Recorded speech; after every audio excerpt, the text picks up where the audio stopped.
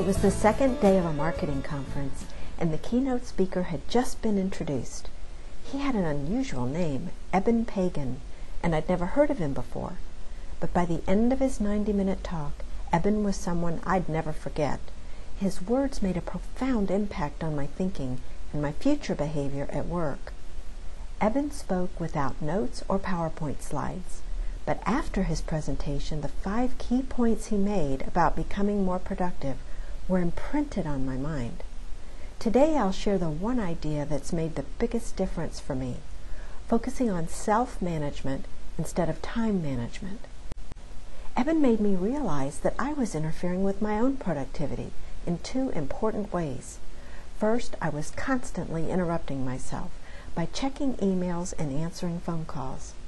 At PSS, responsive service is one of our core values, so I assumed it was important to respond to emails and phone calls right away. The problem is, I would get derailed from the task I was working on, so it took me a lot longer to complete it. Because I was reacting to whatever came up, I often felt out of control. Second, I learned that multitasking makes us less productive. The human brain is designed to focus on one thing at a time. When we try to handle multiple priorities simultaneously, such as talking with someone on the phone while checking email, we don't give our full attention to either activity, and we're not as effective. But here's the scariest thing, Eben said. We can actually become addicted to distraction. It starts to feel normal, even though it negatively impacts us and our productivity, just like any other addiction. I don't know about you, but I don't like the idea of being addicted to anything, other than college basketball maybe. As soon as I got back from the conference, I immediately put new structures in place, what Eben calls success rituals, to minimize my interruptions. I've refined my rituals over a period of weeks, and here's what I've got in place now. Every day I have 4 one-hour blocks of prime time when I turn off my email, phone, and instant messenger to concentrate on a single priority. I answer emails and return phone calls when prime time is over. At the end of each day, I create a schedule for the next day's prime time, using a form to identify what I'll do during each prime time block. I select tasks that will matter most to achieving my goals. Then I put everything I'll need to accomplish these tasks on my desk, so I'll be ready to go. The next day, I simply follow my plan, starting and ending each block of prime time exactly on time. Planning and executing my daily work this way has not only increased my productivity, it's also dramatically reduced my stress. Each morning I can jump right in and not expend precious energy figuring out what I'm going to work on. I get a lot more done now.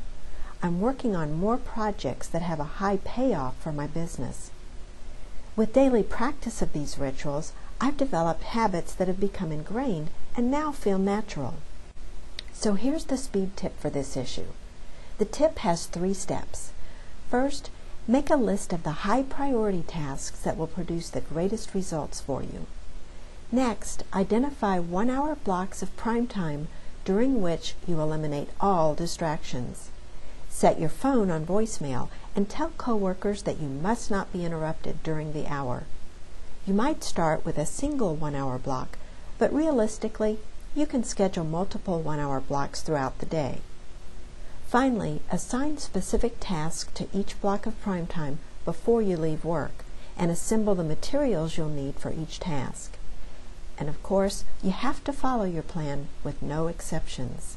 If you set up your workday this way, I promise you that you'll get a lot more done, and you'll finish the day feeling good about what you've accomplished, instead of being frustrated and exhausted. The system works because it eliminates the interruptions that keep you from getting things done. If you stick to this method of structuring your day for 3 or 4 weeks, it will become second nature. If you'd like to learn more from Eben Pagan, search his name on YouTube for excerpts of his presentations. I think you'll be impressed with the quality of information he shares.